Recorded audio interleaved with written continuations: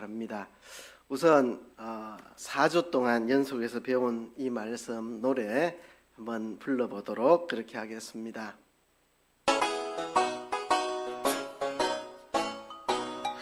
하나님이 기뻐하시 예의 바른 내 마지막 먼저 하세요. 미안합니다. 감사합니다. 제가 할게요. 온 세상을 바꾸어 줄 예의 바른 내 마지막 먼저 하세요. 미안합니다. 감사합니다. 제가 할게요. 마칠 때 한번 더 해보도록 하겠습니다. 지금 우리 사회에 어린이들부터 노인들까지 두루두루 퍼져 있는 문화가 서열 문화입니다. 서열 문화. 남녀노소를 막론하고 우리가 서열 문화에 깊이 물들어 있습니다. 이 영유아들도요, 엄마 아빠한테 본 게 있어서 이 서열을 압니다. 그래서 기저귀 뗀 아이들이 기저귀 찬 아이들 보고 아이고 귀여워라, 아이고 귀여워라 이렇게 하거든요. 다 어른들 하는 거를 봐서 그렇습니다. 유치원에 가면 너 몇 살이야? 4살. 난 5살인데 언니라고 불러. 이렇게 그죠? 언니라고 안 부르면 이제 집에 와서 엄마 나 앞니 좀 뽑아줘요. 왜? 제가 나를 언니라고 안 불러요. 앞니 좀 뽑아주세요. 이렇게 그죠? 앞니가 없다는 게 이게 훈장입니다. 앞니도 아직 안 빠진 것이 어디 감히 막 이렇게 그죠? 학교 가면 가끔 친구들끼리 다툼이 생깁니다. 학년은 같은데 나이가 1살 차이 나는 경우가 있거든요. 나 형이라고 불러. 이거 뭐 형이냐? 같은 학년인데. 내가 나이 1살 많잖아. 1살 많지만 실제로는 4개월밖에 안 되잖아. 그래도 연도는 다르잖아. 이래가지고 형이라고 불러, 못 불러. 이래가지고 그죠?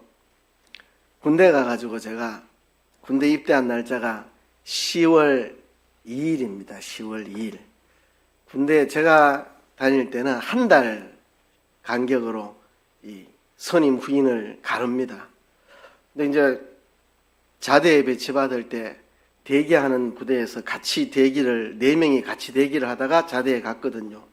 그래서 한날 1시에 자대에 가가지고 우리 다 동기들이라고 지냈는데 어느 날 고참이 너 며칠 군번이야? 나 10월 2일인데요. 너는? 전 9월 26일인데요. 그럼 너 동기 아니잖아. 6일이나 차이 나는데 너 이제부터 9월 26일 입대한 너가 고참이고 10월 2일 너는 쫄병이야. 존댓말 써. 이러니까 이 같이 자대 배치받았는데 입대 일자가 6일 틀린다는 것 때문에 이제 존댓말 써야 됩니다. 존댓말.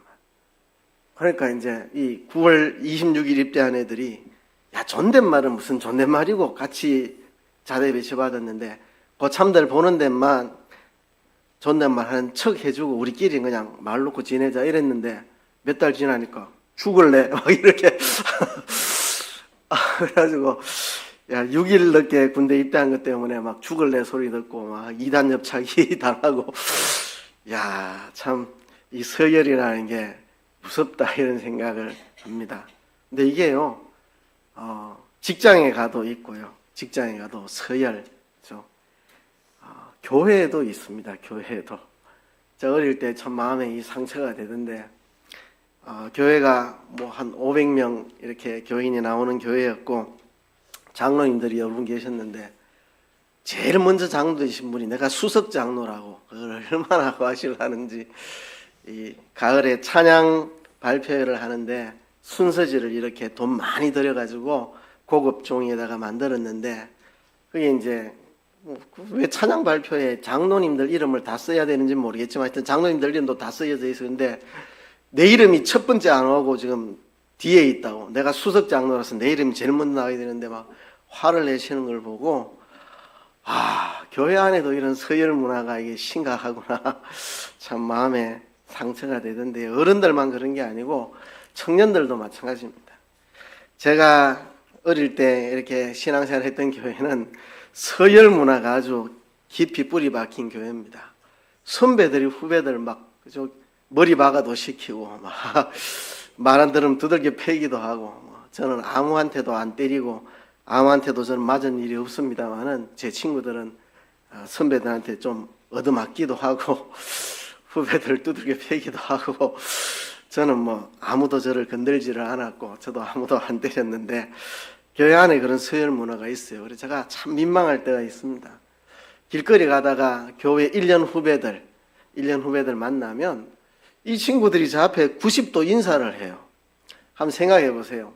한 20살 됐을 때 이 후배들이 또 키가 커가지고 막 장대 같은 키에 막 몸 완전 떡대같이 된 애들 한 대여섯 명 지나가다가 저하고 마주치면 90도로 인사하는데 남들 보면 내가 조직폭력배의 어떤 두목 같아 보이는, 민망해가지고 길거리에서 그렇게 인사하니까 이게 제가 자랐던 교회에 아주 깊은 이 서열 문화입니다. 그죠?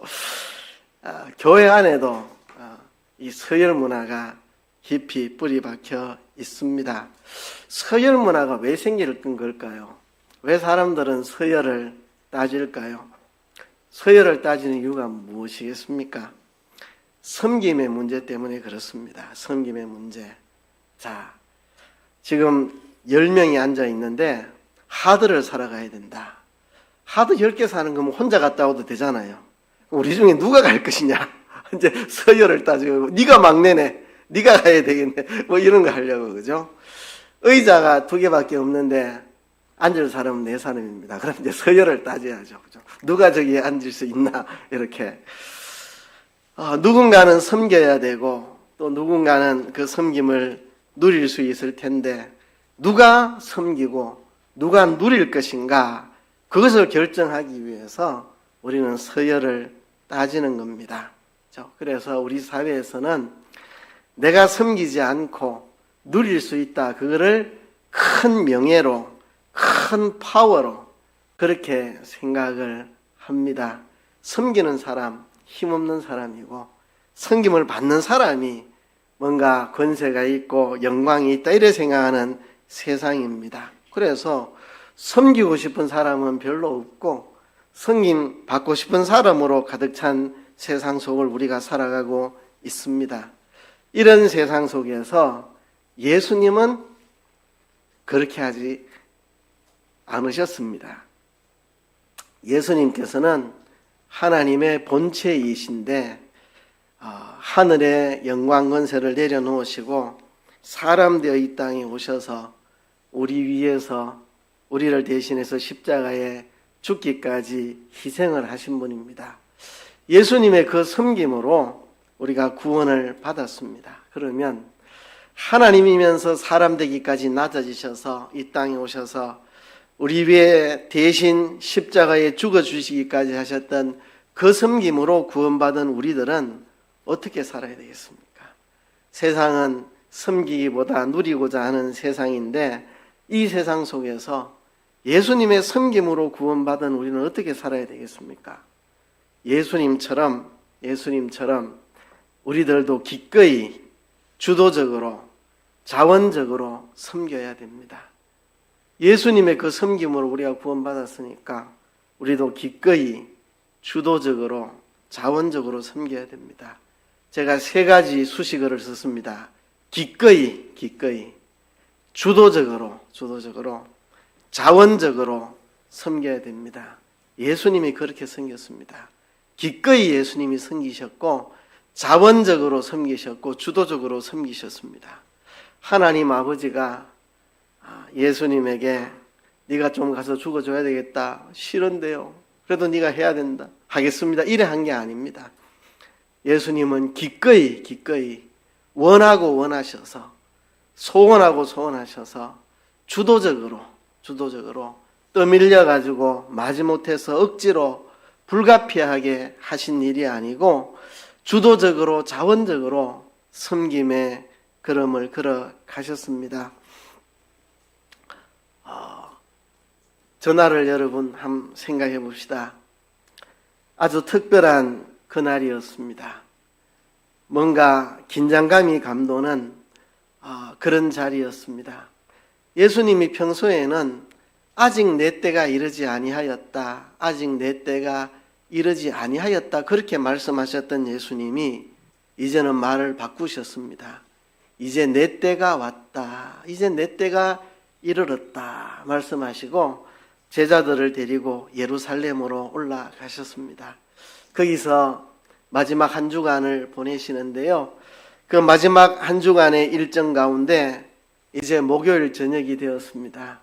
예수님이 제자들 12제자를 모아놓고 성만찬을 제정하셨습니다. 잔을 주시면서 이것은 내가 너희를 위하여 흘리는 언약의 피다. 떡을 떼어 주시면서 이것이 내가 너희를 위하여 주는 내 몸이다 말씀하시면서 예수님은 우리를 대신해서 죽으시고 언약의 피를 흘릴 것을 저 성만찬 자리에서 말씀을 하셨습니다. 근데 제자들은 아직도 잘 몰랐습니다. 지금 미묘한 감정들이 흐르고 있습니다. 자꾸 예수님 이상한 소리 하시네. 왜 자꾸 죽으신다는 이야기 하시나? 왜 떠나신다는 이야기를 자꾸 하시나? 예수님 왜 저렇게 이상한 이야기 하시나? 예수님의 때가 이르렀다면 예수님이 왕이 되시고 하나님의 나라를 세우신다는 이야기인데, 그러면 로마 정부를 무너뜨리고 로마 군인들 다 날려버리고 예수님의 권능이면 기적으로 로마 군대들 그냥 한참에 다 날려버릴 수 있을 텐데, 그리고 이스라엘 독립을 선언하고 새로운 정부를 만들어서 내각을 꾸리고, 그럼 우리가 다 국방부 장관이 되든지 교육부 장관이 되든지 경제를 맡든지 총리를 맡든지 뭘 할 텐데 왜 예수님 저렇게 자꾸 이상한 소리 하시나? 이상하다. 아무튼 이제 예수님이 때가 됐다 하셨으니까 이제 예수님이 나라를 세우시면 내가 한 자리 해야 되지. 내가 그래도 국무총리는 내가 해야 되지. 내가 수제자인데 국무총리는 내 자리지. 내가 못해도 장관쯤은 돼야 되지. 최소한 비서라도 시켜주겠지. 이런 마음으로 제자들의 마음이 뻥뻥했습니다. 유대인들은 이 유대 땅에 건조한 땅이라 먼지가 많이 나고 또 샌들을 신고 다녔기 때문에 발에 먼지가 가득합니다. 그래서 식사 자리에 앉을 때 종들이 주인의 발을 씻어 주었습니다. 주인이 집으로 돌아와서 식사 자리에 앉으면 종들이 주인의 발을 씻어주고, 귀한 손님이 또 식사 자리에 초대가 되면 종들이 손님의 발을 씻어 주었습니다. 그런데 제자들은 누구도 서로의 발을 씻어주지 않습니다. 왜? 그건 종들이 하는 거니까. 나는 종이 아니니까. 누구도 서로의 발을 씻어주지 않았습니다. 심지어 예수님의 발을 씻어주는 이도 아무도 없었습니다. 왜냐하면 자기들은 종이 아니니까. 그리고 장차 장관급 인사가 될 사람이니까. 그죠? 내가 누구 발을 씻어? 종도 아닌데. 서로 눈치만 보고 있었고 팽팽한 긴장감 속에 있었습니다. 우리가 장관이 돼야 되는데 예수님은 떠나신다, 피를 흘리신다, 죽는다 자고 하시고 긴장감이 지금 흐르는 그런 상황이었습니다. 그런데요, 식사 자리에서 예수님이 일어나셨습니다. 예수님이 겉옷을 벗으시더니 수건을 가지고 허리에 두르시고 세숫대야를 가져와서 물을 담아서 제자들을 한 명 한 명 발을 다 씻어주십니다. 제자들은 얼어버렸을 겁니다. 아마 심장이 멈추는 것 같았을 겁니다. 이게 무슨 상황이지? 우리도 종이 아니라 서로의 발을 안 씻어주고 있는데 왜 예수님이 우리의 발을 씻어주지? 이게 뭔 상황이지? 제자들의 마음이 얼어버린 것 같습니다. 그렇죠? 이게 무슨 상황인가? 예수님은 일찍이 이렇게 말씀하신 적이 있습니다. 인자에 온 것은 섬김을 받으려 함이 아니라 도리어 섬기려 하고 자기 목숨을 많은 사람의 대속물로 주려 함이니라. 예수님 오신 것은 섬김 받으려고 오신 게 아닙니다. 내가 하나님의 아들인데, 내가 하나님의 본체인데 내가 세상에 가서 섬김 받아야지, 섬김 받으려고 이 땅에 오신 게 아니고 우리를 섬기려고 오셨습니다. 섬기려고. 예수님은 많은 대중들을 섬겼습니다. 가는 곳마다 천국 말씀을 선포하시고 말씀으로 섬기고, 또 가는 곳마다 병자를 고치고 귀신 들린 자 귀신을 내어 쫓고, 그렇게 가는 곳마다 예수님은 많은 사람들을 섬기셨습니다. 그리고 예수님 제자들을 섬기셨습니다. 제자들 한 사람 한 사람 불러내셔서 가르치고 교육하고, 또 제자들이 잘 못 알아들어도 또 품고 제자들을 위해 기도하고 제자들을 훈련시키고 제자들을 섬기셨습니다. 그리고 예수님 십자가에 죽으심으로 우리 모두를 섬기셨습니다. 십자가에서 자기 목숨을 많은 사람들의 대속물로 내어주심으로 우리 모두를 섬기셨습니다. 죄와 허물로 인해서 영원히 지옥 가야 할 우리들을 섬겨주셨습니다. 예수님이 친히 자신의 목숨을 대속물로 내어주심으로 우리를 구원하여 주신 섬김을 하셨고, 그것을 위해 예수님이 이 땅에 오셨습니다. 제자들은 그거를 모르고 있었습니다. 예수님이 이제 때가 되었다고 하니 예수님이 나라를 건국하겠다. 그럼 예수님이 왕이 될 테고 우리는 전부 아주 내각의 중요한 요직을 차지한다, 이런 생각을 제자들이 하고 있었지, 예수님이 섬기러 오셨고 십자가로서 우리를 섬기신다는 사실을 아직 제자들은 제대로 깨닫지 못하고 있었습니다.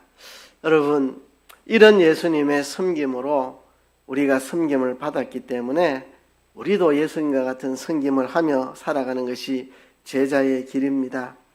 예수님께서 오늘 본문에 이렇게 말씀하셨습니다.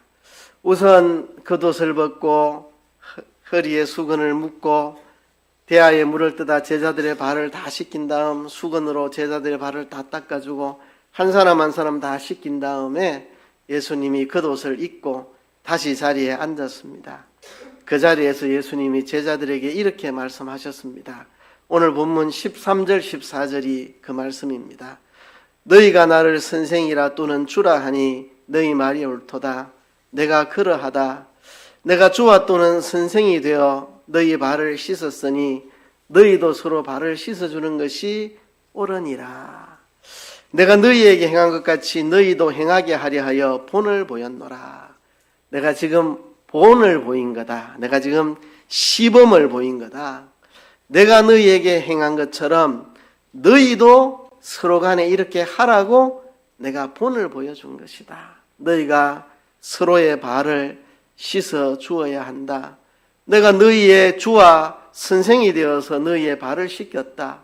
너희도 서로 발을 씻어주고 너희도 선생이 되어서 너희 제자들의 발을 씻어주고 너희가 가르칠 성도들의 발을 씻어주고 너희가 그 일을 해야 된다. 그래서 내가 본을 보여주기 위해서 이렇게 시범을 행한 것이다. 오늘 본문에 보면 제가 3절부터 읽었는데요. 1절과 2절에 보면 예수님이 세상을 떠나 아버지께로 돌아가실 때가 이런 줄 아시고 세상에 있는 자기 사람들을 사랑하시되 끝까지 사랑하셨다는 말로 본문이 시작합니다. 예수님이 이 세상을 떠나 아버지께로 갈 때가 이르러서 이제 땅에 있는 자기 사람을 사랑하시되 끝까지 사랑하셨다. 그리고 첫 번째 한 일이 바로 이 일입니다. 제자들의 발을 씻기신 거요. 예수님은 이제 제자들을 두고 떠나십니다. 마지막으로 제자들을 끝까지 사랑하신 거, 제자들의 발을 씻어주고 너희도 이렇게 서로의 발을 씻어야 된다는 것을 가르쳐 주신 거, 예수님이 떠나시기 전에 제자들에게 가르쳐주고 싶었던 거, 예수님이 시범을 보여주고 너희가 이렇게 해야 된다 말씀을 하셨습니다. 얼마 전에 우리 중고등부에서 섬김이라는 주제로 우리 학생들하고 공과 말씀을 나누었습니다. 그때 제가 조금 당황을 했습니다. 섬김이 뭐냐 하는 걸 이제 부장 선생님이 질문을 하고 학생들이 답을 하는데 주로 이런 답들, 낮은 사람이 높은 사람을 섬긴다, 이런 이야기들이 나오는데 저는 그때 좀 당황했습니다. 왜냐하면 예수 믿기 전에는 저도 그렇게 생각을 했는데 섬기는 거는 낮은 사람들이 높은 사람을 섬기는 거. 그런데 예수 믿고 나니까 섬김은 높은 사람이 낮은 사람을 섬기는 거, 가진 사람이 가지지 못한 사람 섬기는 거, 배운 사람이 못 배운 사람 섬기는 거, 그죠?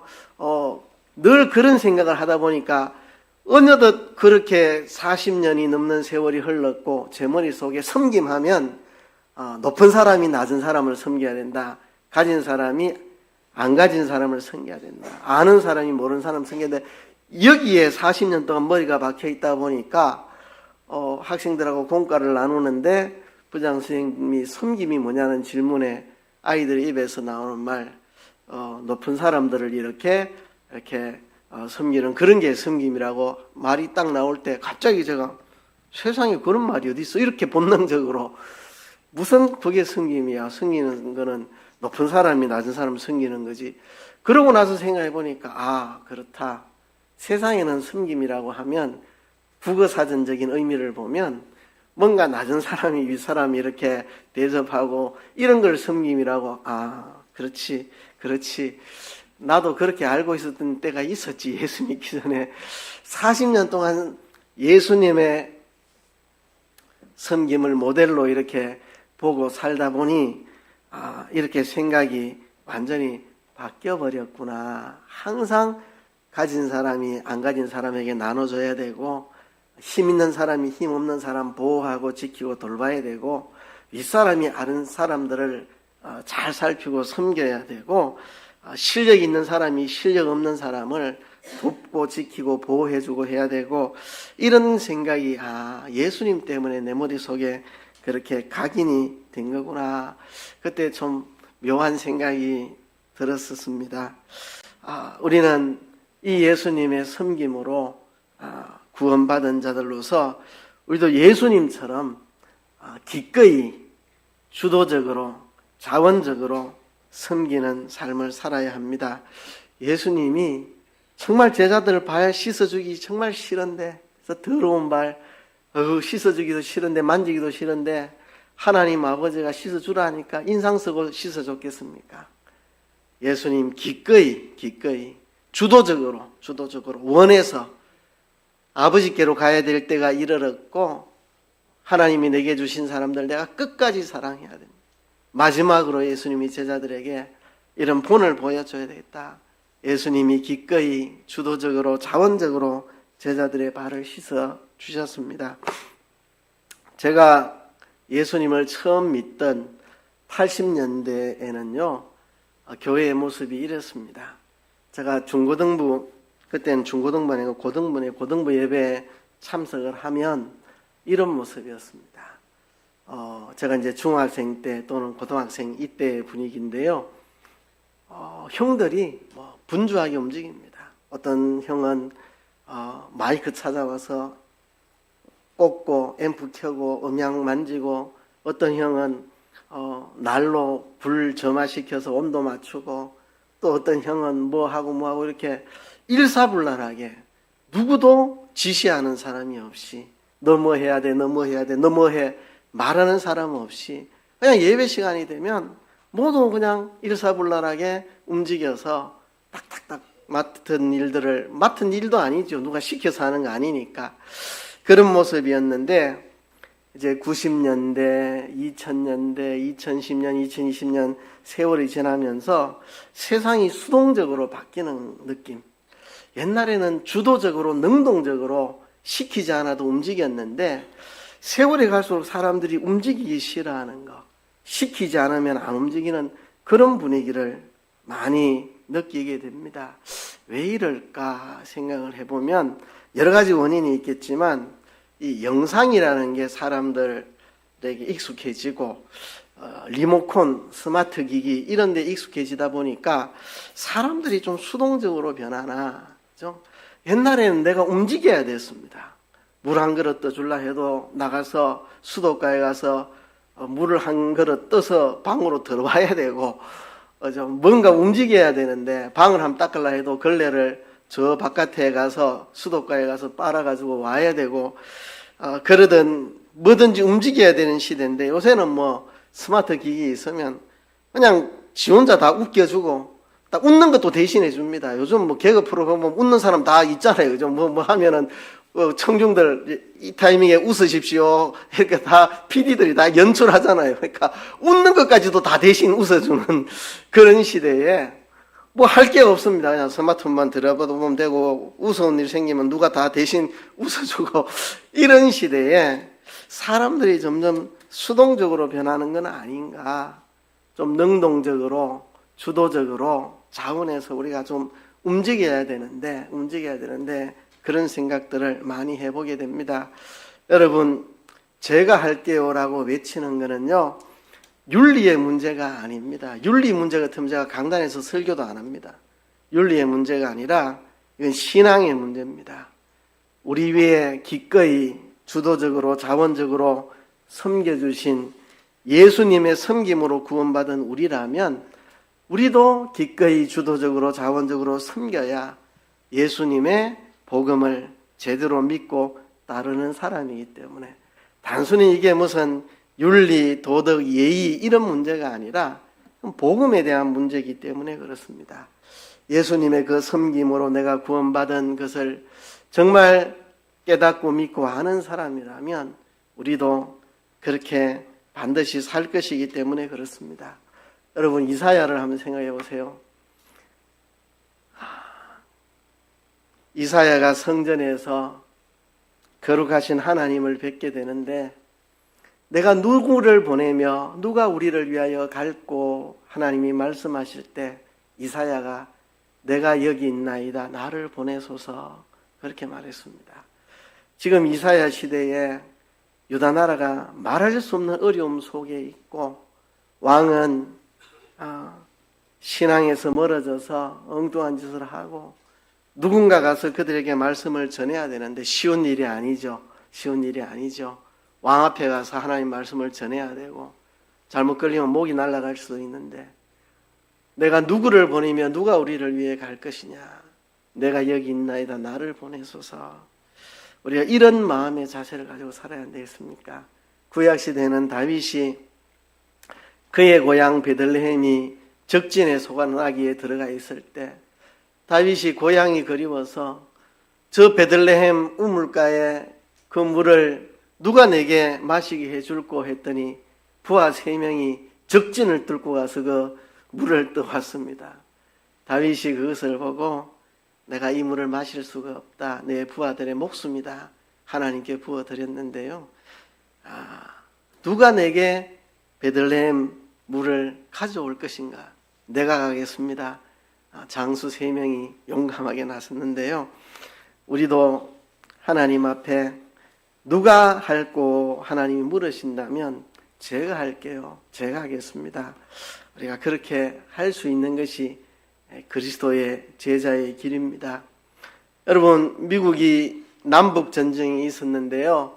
그 남북전쟁의 명분 하나는 노예 해방 문제였습니다. 노예를 해방하자는 척과 노예를 그대로 유지해야 된다는 척, 이 노예를 해방하면 안 된다고 주장하는 사람들의 논리 중에 하나가 뭐였느냐 하면 노예들 해방시키면 다 굶어 죽는다는 겁니다. 굶어 죽는다. 왜냐하면 노예들은 게으르고 어리석고 불성실해서 스스로 못 살아간다. 우리가 노예 제도를 유지하는 게 노예들에게 자비를 베푸는 것이다. 이렇게 노예주의자들이 주장을 했습니다. 물론 옳은 이야기는 아닙니다. 노예를 해방하는 게 맞죠. 하나님 앞에 똑같은 인격체인데 사람을 노예로 삼는 것은 부당한 일이고 해방하는 게 맞습니다. 그런데 슬픈 것은 노예주의자들의 말이 일면 맞기도 했다는 사실, 이게 참 슬픈 일이죠. 노예 생활을 오래 하다 보면 노예 근성에 찌듭니다. 노예는 뭘 열심히 한다고 해갖고 월급도 없고 인센티브 주어진 게 없습니다. 열심히 해봐야 뭐 자기가 얻을 수 있는 게 아무것도 없기 때문에 오랜 세월 노예로 있다 보면 노예 근성에 찌듭니다. 되도록 걸음도 천천히 걸어야 되고, 그죠? 주인이 시킨 일 외에는 절대 안 하고, 소똥 치우거라. 소똥만 치우고 아무 일도 안 합니다. 그 다음에 풀 좀 베거라. 풀 딱 다 베고 나면은 아무것도 안 합니다. 그렇죠? 풀도 최대한 천천히 베야 됩니다. 땀 안 나게. 왜? 빨리 벤들 내한테 이익되는 게 없으니까. 가능하면 쉽게, 가능하면 조금, 가능하면 편하게, 가능하면 천천히, 들어도 못 들은 척, 그죠? 최대한 게으르게. 이게 노예 근성입니다. 되도록 쉽고 편안하게 살자. 누가 시키지 않아도 스스로 열정을 갖고 하는 사람이 자유인입니다. 아무도 내게 시키지 않아도 내 스스로 열정을 갖고 할 수 있는 게 자유인이죠. 그죠? 예, 그렇습니다. 여러분, 우리가 노예 근성에 쩌들으면 안 됩니다. 노예 근성이 내겐 남아있지 않는가? 우리가 죄의 노예였는데 그리스도의 보혈로 해방받았는데 아직도 노예 근성을 갖고 있는 것은 아닌가? 여러분, 우리 사회에 방관자 효과가 있습니다. 방관자 효과. 누군가 강탈을 당하고 있고 누군가 피해를 입고 있으면 주변 사람이 뛰어들어서 도와줘야 되는데 아무도 도와주지 않는 거, 방관자 효과. 주변에 사람이 많으면 많을수록 방관자 효과가 더 커집니다. 내 아니라도 누가 할 사람이 있겠지. 꼭 내가 해야 되나, 누군가 신경 쓸 사람이 있겠지 하고 아무도 신경 쓰지 않는 거. 이게 방관자 효과입니다. 여러분들은 어떻습니까? 여러분들은 방관자가 되어 있지는 않습니까?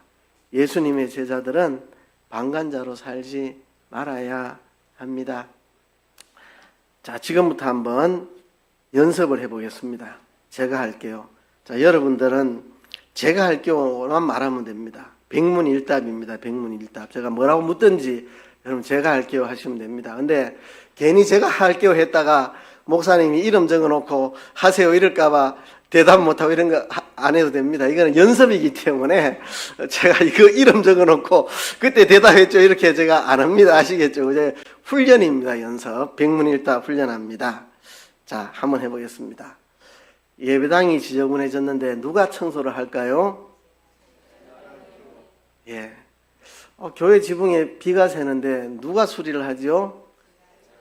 예. 우리 주차장에 가운데가 푹 파였는데 누가 저걸 메울까요? 예. 우리 중고등부 수련회 하는데 재정이 부족한데 누가 후원해 줄까요? 예. 신방이 필요한 성도가 있는데 누가 가서 신방을 할까요? 예. 누군가 위로받아야 될 사람이 있는데 누가 위로해 줄까요? 예. 이제 이건 연습입니다. 연습. 예. 예배당 지붕에 비도 안 새고 중고등부도 넉넉하게 수련회 잘 갔다 왔습니다. 우리 주차장에 땅 파인 거는 맞습니다. 땅 파인 건 맞고 나머지는 제가 가상으로 지금 지어낸 이야기들입니다. 예배당도 깨끗하고. 네, 여러분 무슨 일이든지 제가 할게요. 물론 뭐 연세 많으신 분들은 기도로 후원해 주시면 됩니다. 기도를 해 주시면 됩니다. 그러나 내게 그를 할 수 있는 힘이 있고 능력이 있을 때 기꺼이 주도적으로 자원해서 내가 하겠습니다.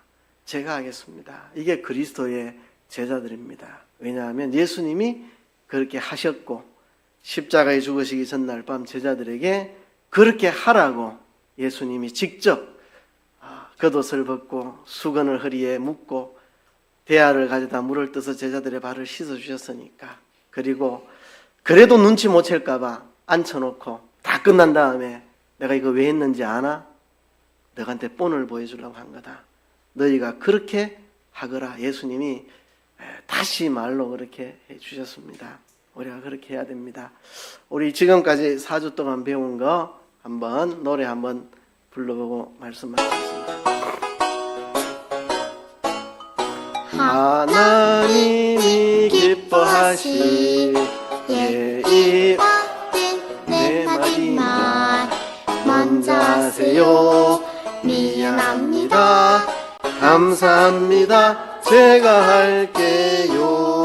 온 세상을 바꾸어 주 예의 바른 내 마지막 먼저 하세요. 마세요. 미안합니다. 감사합니다. 제가 할게요. 예, 여러분 이 네 가지 말로 세상을 변화시키는 혁명가들이 되시기를 주의 이름으로 축복합니다.